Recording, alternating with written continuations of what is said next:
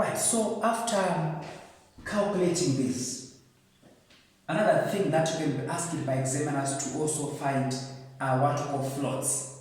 You know, each and every activity here is what we call a float. It can be a total float or it can be a free float.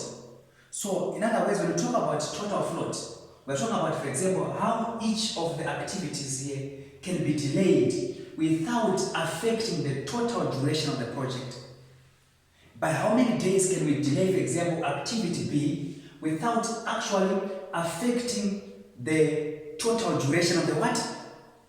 Of the project. That is called the total float. So for you to calculate total float, you say total float is equals to what? You say LFT of the activity minus duration, isn't it? Minus what? Minus EST. So if you say LFT minus duration minus EST, you get your total float.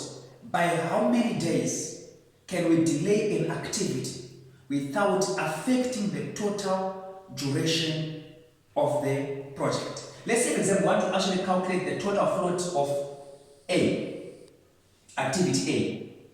So for A, you can see that the LFT for A is what? LFT, A starts at 0 and finishes in how many days? That's LFT for A. Finishes in 5 days. So A starts here in 0, finishes where? There. So LFT is 5 minus duration, which is 3, minus EST for A, which is what? 0 days. So this gives you what? 5 minus 3 minus 0, which is 2 days. So it means activity A can be delayed by how many days? By 2 days without affecting the total duration of the project. If it was activity, say C. Now let me do one piece on the critical path, because there's something I want to express which is very important there. We say the critical path is BEGH. Let's just pick one activity on the critical path. Say, for example, we pick activity E. For E, our LFT is what? E starts in 6 days, finishes in 14 days. So this is the LFT for E. This is EST for what? For E. So you say 14 minus duration of 8 minus EST of 6. Which gives you what? You say 14 minus 8, you get 6. 6 minus 6, which gives you 0 days.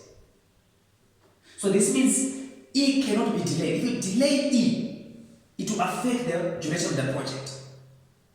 So you see that non-critical activities, those that are not on the critical path, they have a delay. You can delay them. But you cannot delay critical activities. Those that are on the critical path, they cannot be delayed. That's why you can see that even if you calculate for B, it will be LFT, that will be 6. 6 minus 6 minus 0 is still 0. Can you see now why we need to do this network diagram so that we find the critical path? So that we avoid delaying activities on the critical path. Why? Because they have a 0 float. They cannot be delayed. So we can even delay these ones and take resources from there and put them on the critical what? Activity to speed up the critical activities. So that we are able to finish on time. So that is total float.